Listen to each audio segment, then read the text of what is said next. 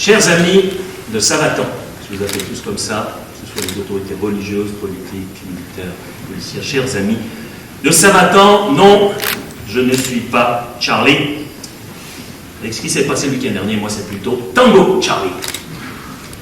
Alors parlons sécurité, chers auditeurs, mais n'en parlons pas comme tous ces fumeurs de kéké qui ne fustigent la production de chanvre qu'au moment où ils ont la corde au cou. Pas comme ces naïfs qui confondent l'État islamique et le club méditerranéen. Pas comme ces pacifistes décrottables qui croient pouvoir tendre l'autre joue après s'être fait arracher la tête par une bombe terroriste. Parlons-en sans peur, en adultes responsables, les yeux dans les yeux avec les menaces et les dangers réels. Parlons-en sans langue de bois, sans haine, comme d'un problème factuel auquel il faut donner une réponse factuelle, un problème pour lequel il faut trouver une solution pratique. Or, quel est le premier palier de la sécurité d'un État, mesdames et messieurs?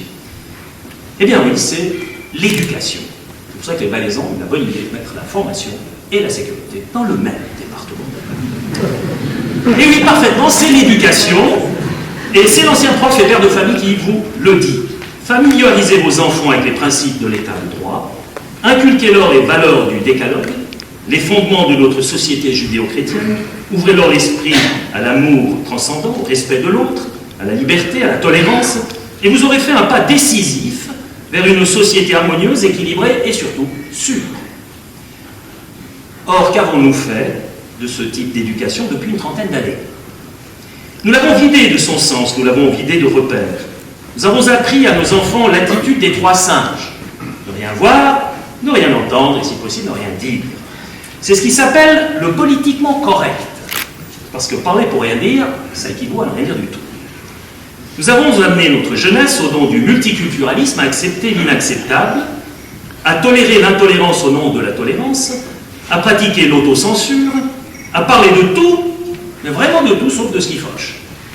Non content de cela, nous avons permis à des éléments criminogènes, qui ne partagent aucune de nos valeurs, de pénétrer nos sociétés libres, ouvertes et accueillantes, mais fragilisées dès le moment où elles sont noyautées de l'intérieur par des éléments exogènes ne respectant pas leur pays d'accueil. Ils veulent bien profiter de tous les droits que nous leur accordons, mais ne veulent remplir aucun devoir. La société occidentale a mis des millénaires pour établir dans la réalité le principe de l'état de droit. Cet état moderne, plus juste, plus équitable et moins arbitraire, ainsi que l'incroyable succès social et économique de nos sociétés, n'a été possible que par le fait que nous avons créé, une supracatégorie sociale, au-dessus de toutes les anciennes catégories, qu'elles fussent claniques, religieuses, sexuelles, raciales. C'était la catégorie du citoyen, de préférence du citoyen responsable. Grâce à cette catégorie, tout individu de l'État se retrouve à la hauteur de tout autre, peut le regarder droit dans les yeux, jouir des mêmes droits, parler à quiconque dans l'État d'égal à égal. Toute autre considération étant devenue secondaire, le citoyen libre, pilier de l'État, est devenu particulièrement en Suisse le garant de la dignité humaine, des droits de l'homme, de la démocratie. Chaque citoyen est devenu le gardien de chaque autre citoyen, car en défendant les droits de cet autre, il défend ses propres droits. Or, en raison d'une attitude lâche et irresponsable d'une majorité de décideurs politiques, au nom d'une dialectique totalement étrangère à la nature humaine, éloignée de la réalité des faits, nous avons mis en péril ce fonctionnement après avoir détruit nos propres repères, bafoué nos valeurs, après avoir pratiqué une autoflagellation d'un ridicule qui risque pour une fois de s'avérer mortel. Nous avons déstructuré notre tissu social, décomposé nos familles, relativisé nos valeurs jusqu'à ériger l'absurde et le non-sens en dogme, créant ainsi un vide abyssal au fond de nos cœurs et de nos consciences. Or, la nature en général et la nature humaine en particulier ont horreur du vide. Ce vide, eh bien, c'est un dogmatisme religieux moyenâgeux qui est venu le combler, associé à un clanisme digne des tribus néolithiques. Le communautarisme qui s'est installé dans les banlieues, qui l'a transformé non pas en cité de non-droit, mais en cité régie par des lois radicalement contraires aux principes de l'état de droit, de l'état-nation démocratique, est une pierre tombale sur le précaré de nos libertés. Nos voisins français, ayant favorisé la gangrène de manière beaucoup plus conséquente que nous, les petits Suisses, voient fleurir sur les Champs-Élysées tous les drapeaux, Du Marocain à l'Algérien en passant par le Tunisien, les joues où les Bleus jouent, mais pour ainsi dire aucun drapeau tricolore. La République ne fait plus rêver. Sa force intégrative a été réduite à néant.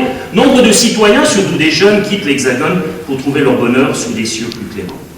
Le plus étonnant, c'est que lorsque je propose de remplacer le terme « semaine contre le racisme » par « semaine de l'intégration », les camarades m'agressent comme si je voulais remplacer l'international par la chanson du Zizi de Pierre Perret. Notons que cette dernière a fait nettement moins de dégâts que la première. Donc les bien-pensants préfèrent continuer à fustiger et à insulter leurs propres concitoyens plutôt que de se soucier de l'intégration réussie de populations venues de cultures si éloignées de la nôtre qu'une cohabitation harmonieuse n'est pas imaginable si les nouveaux venus ne s'adaptent pas un tant soit peu à nos valeurs, nos mœurs et nos traditions. Entre 2013 et 2014, le nombre de juifs ayant quitté la patrie de Voltaire a doublé, tant ils craignent désormais pour leur sécurité en raison d'un antisémitisme qui n'a plus depuis longtemps les cheveux blancs et les yeux bleus. Se fermer à ces réalités, ne pas vouloir regarder dans les yeux cette lente dérive vers l'abîme est irresponsable et même criminel. Actuellement, notre système légal nous donne de plus en plus l'impression de défendre avant tout la pègre et la racaille. Quant à la victime, elle n'a qu'à se débrouiller, elle n'intéresse personne, car par un tour de passe-passe étonnant, on a transformé les criminels, les assassins, les terroristes, en victimes du système bourgeois abhorré que de grands docteurs prétendument humanistes veulent éradiquer de la surface de la terre, quitte à s'allier au diable pour y parvenir. L'état de droit, tenu à la lenteur des procédures, à des lois, au principe de la présomption d'innocence, à des règles garantissant l'indignité, même du plus grand criminel, est démuni face à une nouvelle race de combattants qui ne craignent pas la mort et ne respectent rien en dehors de leur dogme totalitaire et meurtrier. Et qui essuie les plâtres de ce nouveau type de conflit? Je vous donne en mille. Qui se retrouve au front à l'intérieur même de son propre pays, de l'état de droit, de frontières qui ne sont plus que des concepts abstraits rappelant les trous du fromage d'Emmental sans le fromage autour?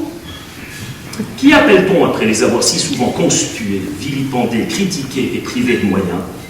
Eh bien, c'est les policiers, évidemment. Précisément les citoyens courageux et dévoués que nous formons à Sabaton.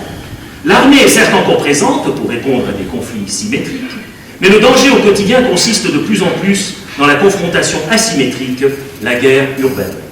Un conflit qui se pratique désormais lui aussi à l'arme de guerre. Un conflit s'appuyant sur des bases arrières situées dans des enclaves islamistes, soutenues par des réseaux internationaux et des financements garantis par l'or noir du wahhabisme dont nos sociétés industrielles ont tant besoin. C'est cela, la réalité nouvelle de ce début de l'an de grâce 2015. C'est ça la réalité que devront affronter nos policiers. C'est une réalité qui se prépare depuis longtemps et dont nous n'avons pas voulu voir le masque hideux.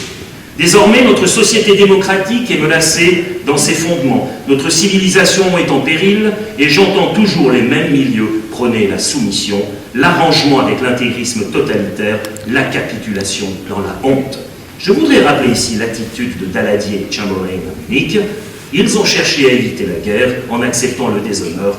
Eh bien, ils ont récolté la guerre et le déshonneur. Chers responsables de la sécurité, chers policiers, militaires, chères autorités politiques, je profite de cette tribune pour réaffirmer haut et fort ce qui est notre devoir sacré, le premier devoir régalien de la société, garantir la sécurité de nos concitoyens. C'est cette volonté qui nous réunit ici ce soir, c'est cette mission de plus en plus difficile qui sera la nôtre ces prochaines années. Ne baissons pas les bras, car nous sommes le dernier rempart contre la barbarie. Je vous remercie de votre attention et je vous souhaite une bonne soirée. Merci.